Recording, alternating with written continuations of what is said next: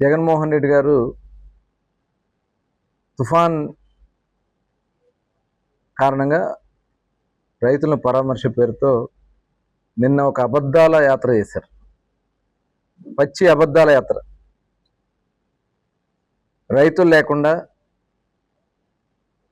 చక్కగా 9 రోజుల తర్వాత తుఫాను కింద మంగళవారం నిన్నటికి వారం అయింది. అంటే ఆ మంగళవారం తుఫాను వస్తే మళ్ళీ మంగళవారం కంటే దగ్గర 9 రోజులకి మళ్ళీ ఆయనకి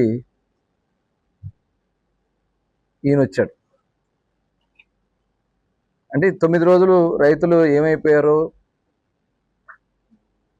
అవేం పట్టించుకోవాలి. అట్లాగే నిన్న వచ్చినటువంటి సందర్భంలో కూటమి ప్రభుత్వం రైతులకి ఏమీ చేయలేదని చెప్పి అని ప్రయత్నం చేశాడు. కానీ